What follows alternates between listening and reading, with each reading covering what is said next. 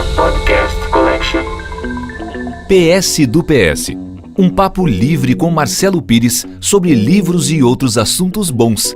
Episódio 4.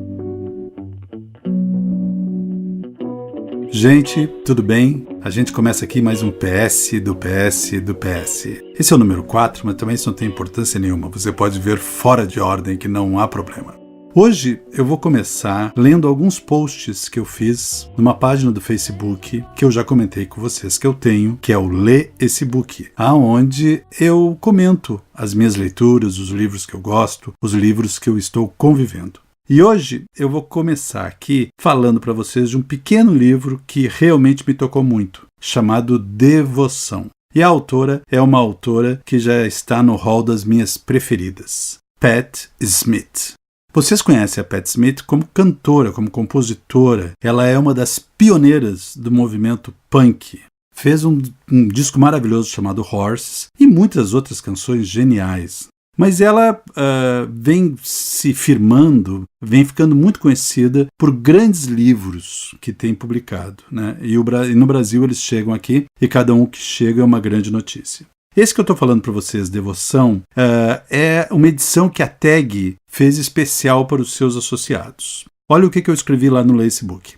Delícia essa edição que a TAG fez para os seus associados. Um livreto onde Patti Smith fala do seu processo criativo e divide com a gente uma linda e tensa novelinha, Devoção.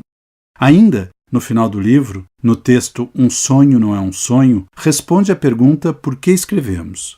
A resposta é ótima, não vou revelar. Seria um tremendo spoiler. Agora eu vou ler para vocês o começo da novela Devoção. Ele a viu pela primeira vez na rua. Era pequena, pele de porcelana e cabelo grosso e escuro, franjinha cortada de maneira severa.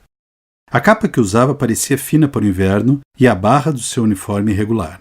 Quando ela roçou nele ao passar, ele sentiu a ferroada na inteligência.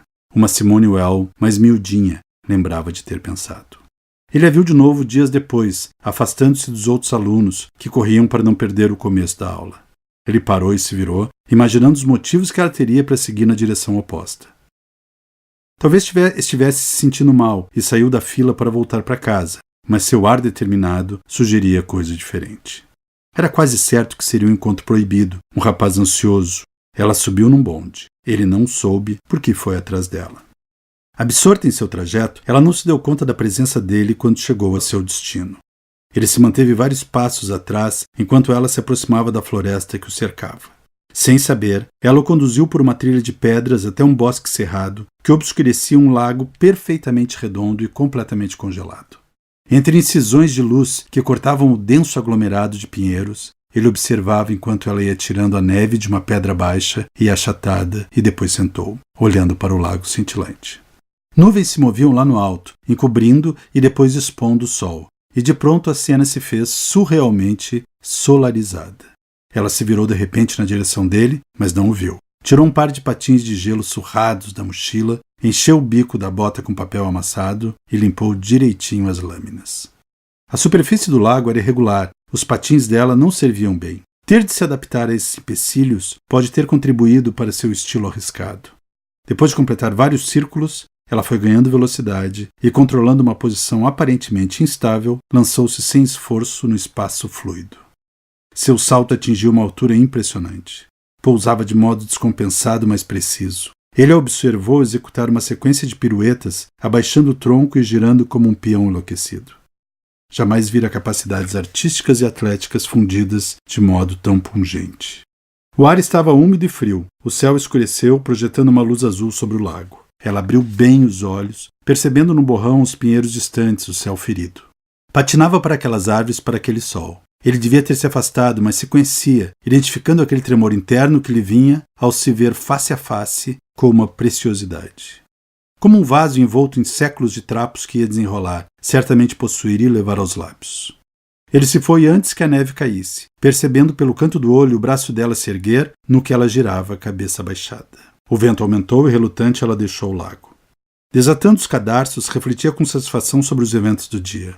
Acordara cedo, rezara na capela dos alunos, e como já tinha terminado suas provas do exame nacional, pegou a mochila no armário e saiu sem hesitação nem remorso. Embora fosse uma aluna modelo, precoce e adiantada, era completamente indiferente.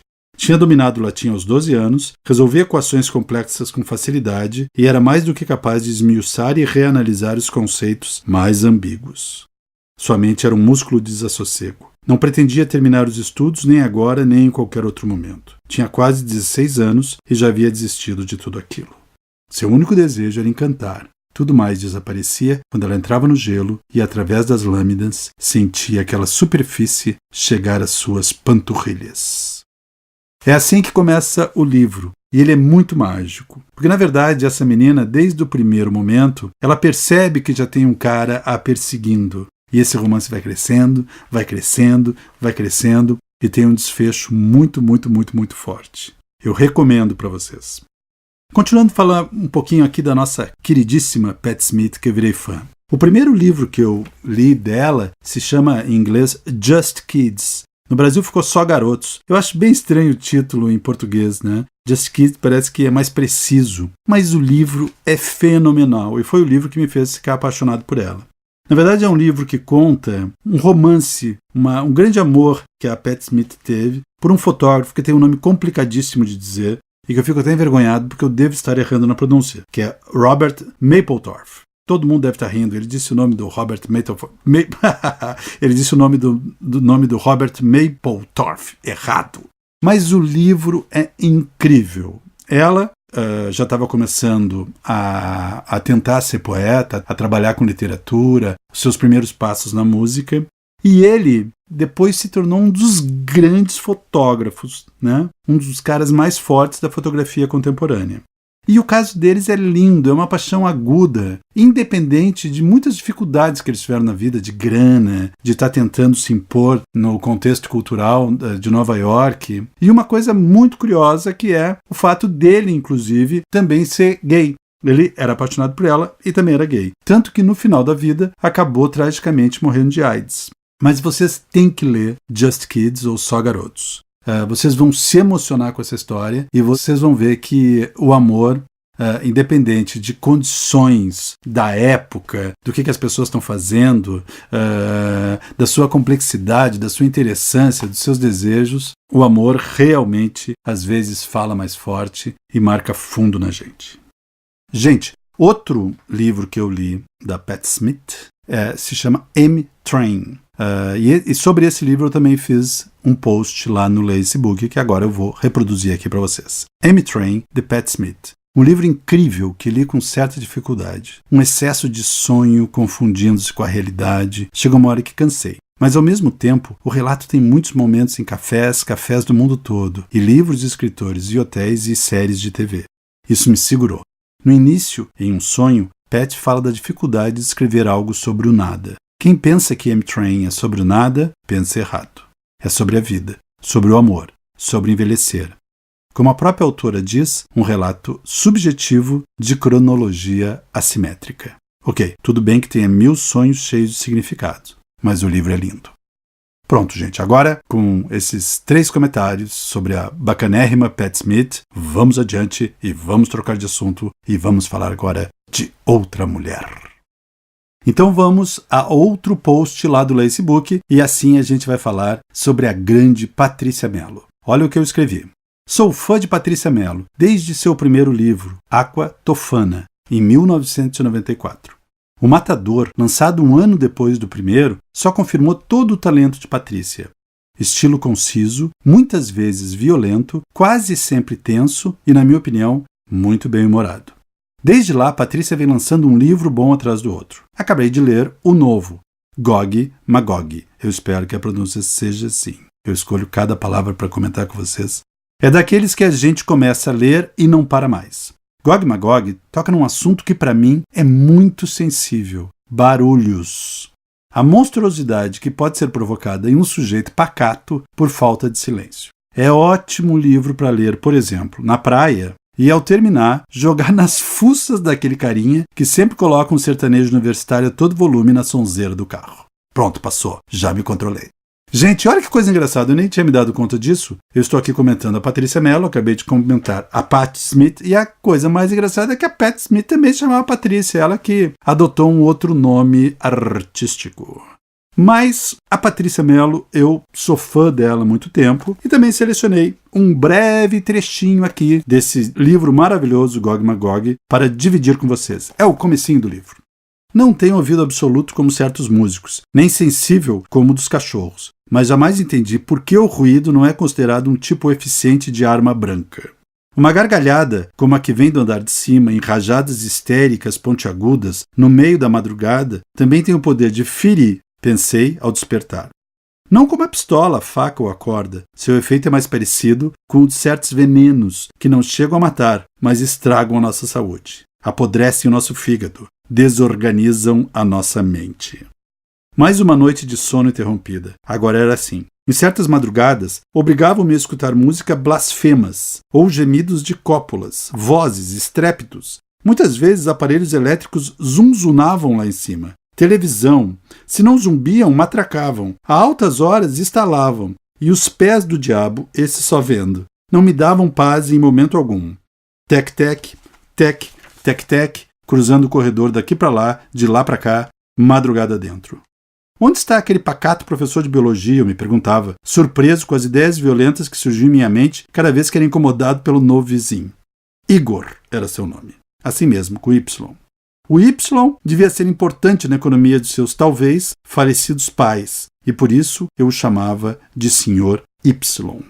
Nome da criança? Perguntaram o escrivão. Eu bem podia imaginar a cena ocorrida na família Silva, havia mais de 2 décadas. Igor com Y, responderam Silva, acreditando que o Y daria ao moleque um futuro mais promissor, quem sabe um jogador de futebol. Era a mesma lógica dos pais de muitos dos meus alunos, que anualmente enchiam minha lista com uma chusma de nomes esdrúxulos, cheios de duplas consoantes e letras inexistentes do nosso alfabeto, antes da nossa reforma ortográfica. No caso do Sr. Y, é verdade, a mandiga parecia funcionar. O carro dele, ao menos, era melhor que o meu. Suas roupas também. Isso contribuía para aumentar a minha antipatia. Ao comprar o apartamento, no início da minha vida no magistério, eu sabia que poderia enfrentar todo tipo de problema, desemprego, dificuldade de pagar financiamento. Considerava até mesmo a possibilidade de estar condenado a passar o resto dos meus dias lá, enfurnado naquele espaço exíguo, num bairro feio da cidade. Jamais supus, no entanto, que teria um gerador de ruídos daquela natureza a menos de 3 metros acima da minha cabeça. Gente, assim vai. E essa obsessão do vizinho de baixo vai crescendo, vai se transformando, e eu vou contar a você um pouquinho discreto assim, e vira finalmente em um crime. Vocês não podem perder o fabuloso Gog Magog. E agora, para terminar mais esta simpática edição de PS do PS, simpática pelo menos para mim que estou adorando fazer, eu espero que seja simpática também para vocês, eu vou ler um texto meu. Já que eu falei sobre a ojeriza a ruídos, assunto do livro da Patrícia Mello, agora eu vou falar sobre o silêncio. Um texto que eu escrevi já faz algum tempo, chamado, inclusive, Silêncio entre aspas. Eu era adolescente, isso faz tempo. Certa noite a família jantava na sala, não na cozinha. Meu pai havia trazido um amigo para experimentar o estrogonofe que a minha mãe fazia.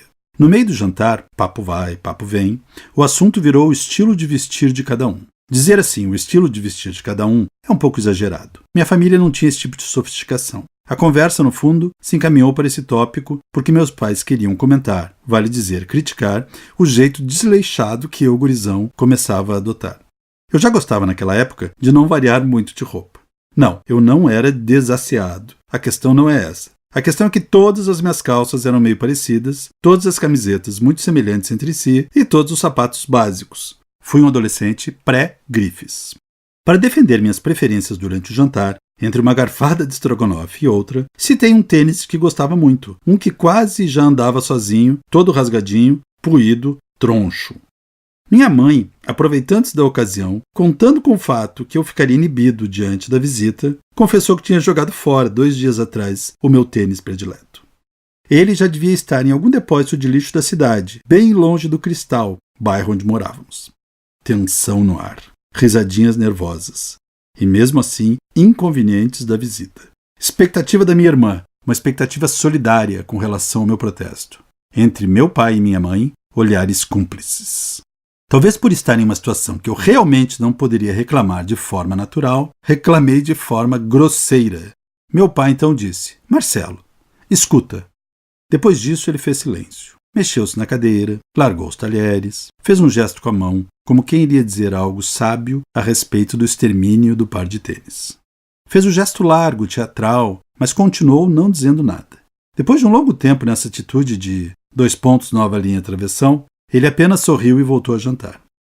O silêncio dele tinha sido eloquente. Não opinar foi a melhor opinião. Deu a medida exata sobre o assunto. Para que escândalo? Tratava-se apenas de mais um tênis velho. Minha mãe tinha sido autoritária? Tinha, mas naquela época eram eles que me forneciam todas as minhas roupas e todos os meus sapatos. Dar cabo de algumas e de alguns deles poderia ser antipático, mas não completamente injustificável. Por isso, me rendi ao sorriso malandro do meu pai. No outro dia, enfiei outro calçado nos pés e segui meu caminho, sem traumas.